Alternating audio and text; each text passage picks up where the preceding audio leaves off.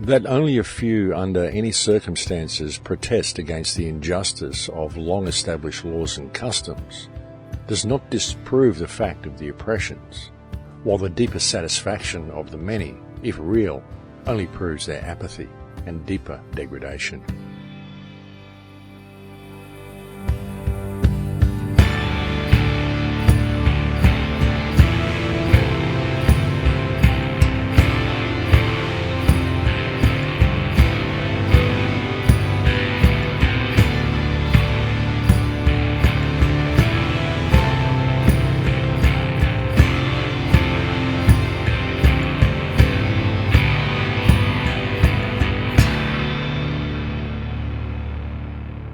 And this week's opening quote comes from Elizabeth Cady Stanton. Welcome to Surviving the Matrix. Ladies and gentlemen, my name is Maxwell Igan. It's a pleasure to be with you once again, and I will be your host for the next hour. Apathy. We certainly do seem to have our fair share of it in the world today, but the problem with apathy, folks, is that it is terminal. Apathy will bring about an end to all that is good about the human condition. Apathy, if it continues, will result in the destruction of the human species and the ability of the human species to sustain itself, or possibly even the ability of the earth to sustain any real form of truly biological life. Apathy, to a great extent, is what has created the mess that we currently find ourselves in. And when I say the removal of the Earth's ability to sustain any form of truly biological life, I'm not talking about things dying, folks.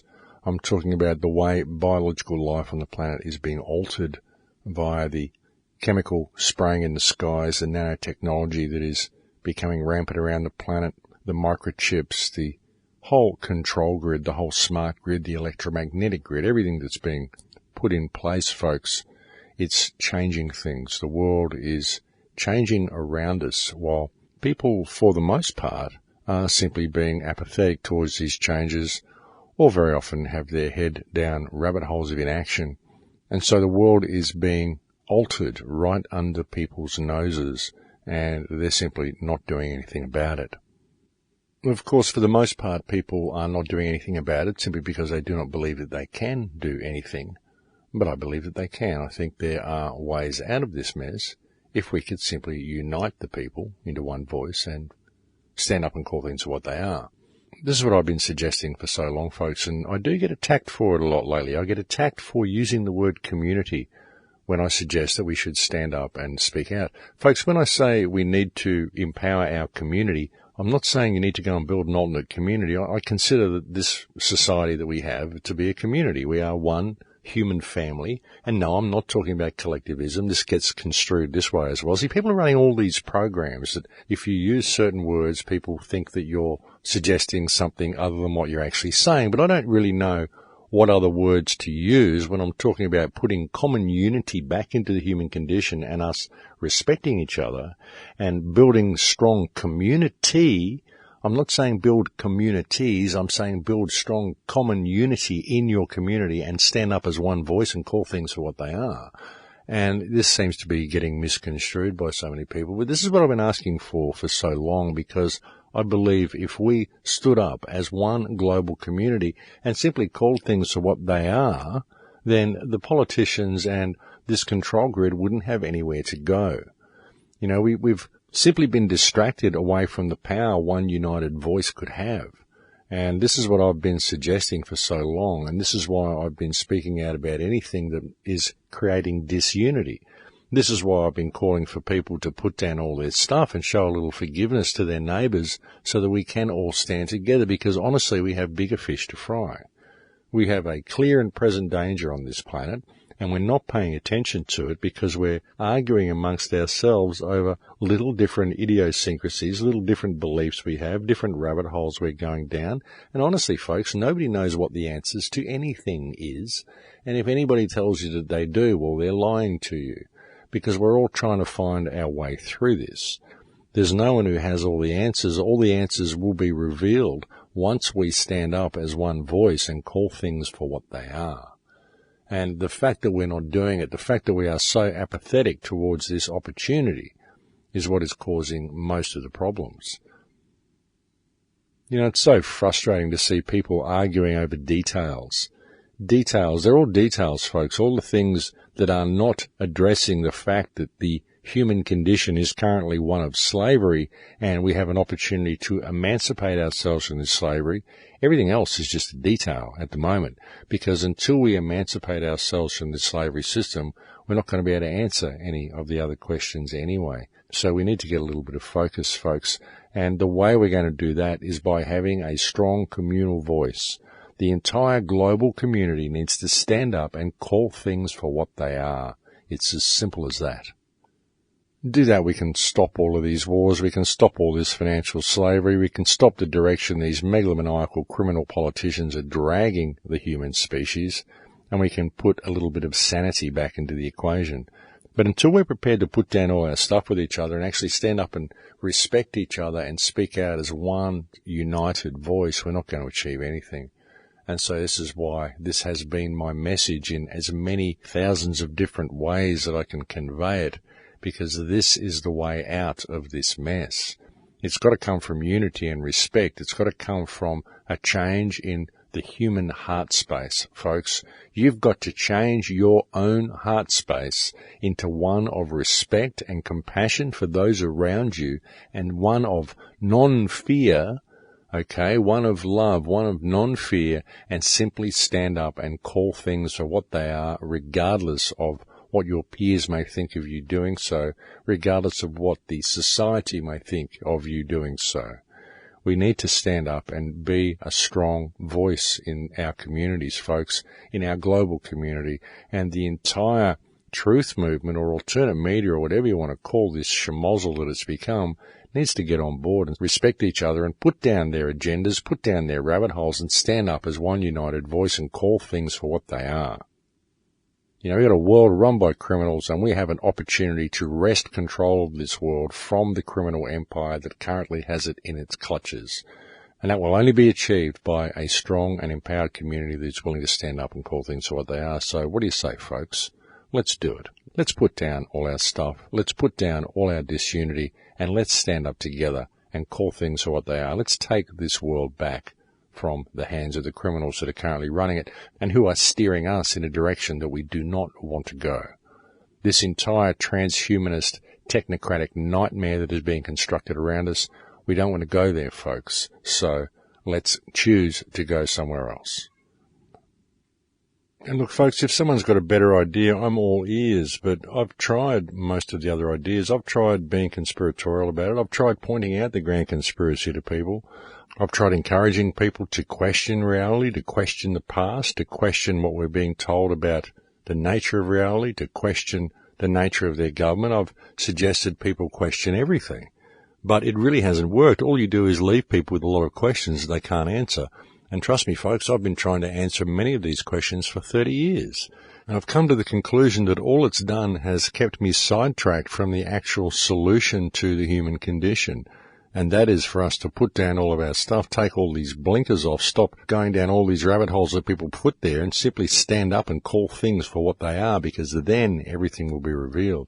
I don't know, it seems really simple to me, but like I said, folks, if anyone's got a better idea, I'm all ears. But no matter what the way forward is, if there's a way it can be achieved without people actually respecting each other and being prepared to listen to each other, then I don't know what you must be thinking. Because I simply don't know anything that's going to work if we don't have that as its root core. We've got to have this respect for each other. We've got to be prepared to listen to each other, and we've got to be prepared to allow other people to think differently to the way we think. And that is what seems to be missing from so much of the alternate media these days. Everyone is either come down my rabbit hole or you're a shill. And when everybody thinks this way, you have an entire alternate movement pitted against itself rather than focusing on the root core of the problem, and it just becomes self-destructive at that point, and the system just continues to go barreling along.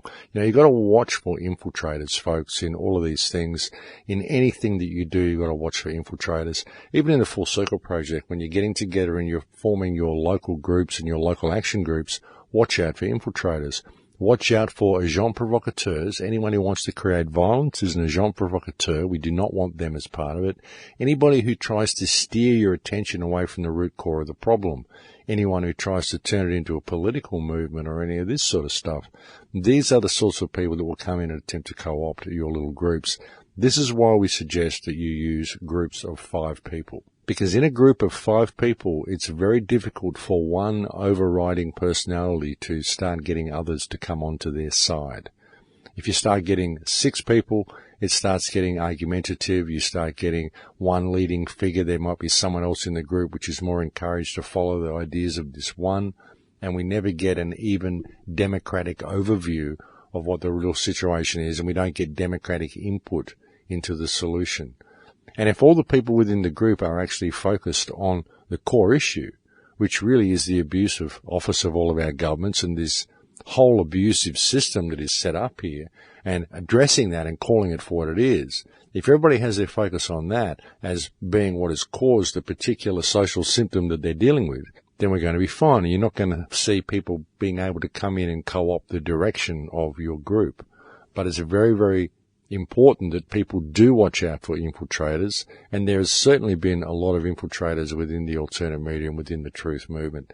There's been a lot of people that want to steer the mind of the general population away from the root core of the problem and in any solutions to addressing this problem, because that's what we've got to do, folks.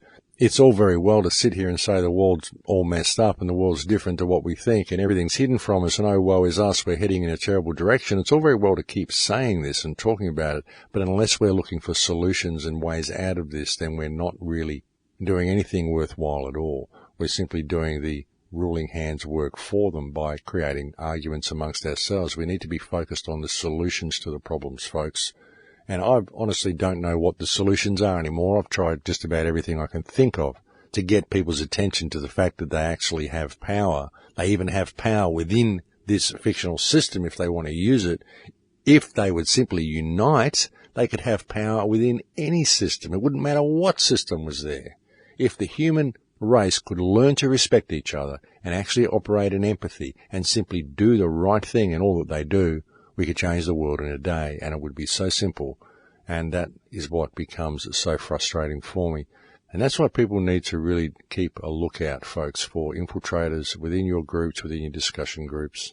I don't even get in trouble for saying we need to do this or we've got to do that. So you can't say anything anymore, folks. You can't use words when you speak to people anymore because everyone thinks if you use certain words and there's certain programs running, and it's got to the point where I'm going to have to continue my radio shows in sign language or something if I continue on air much longer, simply because of the programs people are running about the abject quality of words.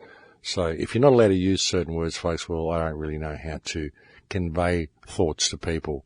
I mean, I could come here and speak in all politically correct, airy-fairy, new age, legally, linguistically correct dialogue all the time, and no one would understand a damn thing that I'm saying, and it would take hours for people to decipher what was actually being said, and you can't keep everybody happy all of the time, so why bother? So I simply say what I say, folks, and I'm afraid if it offends certain ears to hear me using the words like we need to do this, or we've got to do that, or we should do this, or perhaps we should do that, well, I'm sorry if it offends anybody. And if using the word community offends everybody by speaking about the overall global human family, well, I apologize. Please email me a new word and I will use it on future shows, just to try and keep everybody happy. But I digress. But I tell you, folks, the nitpicking, it does get to me after a while. People's propensity to nitpick rather than listening to the body of the show, rather than listening to the actual message that I'm attempting to convey. They pick you up on the odd word here and there that you're using, or they misconstrue what you're saying. And I'm sorry if I've said that anybody's attacking me when that wasn't their intent, but I do get tired of the hate mail. I do get tired of the amount of disinformation that's out there. I do get tired of the personal attacks because I'm a human, the same as all of you out there, folks, and especially when all I've ever attempted to do is offer my perspective in the hope that it may somehow improve the human condition. But we do what we can, folks, and I guess it goes with the territory. So I'll take the knocks. I'll continue to take the knocks, but sometimes it's nice to just be able to come on here and share them with you guys, because it does get to you folks. It really does after a while. But anyway, moving forward. Our future really doesn't look that bright, folks, I have to say. I mean, I have attempted to be positive on these shows for a good many years now, but our future does not really look very bright at the moment, simply because of the division in any response to this situation and in what the real situation is.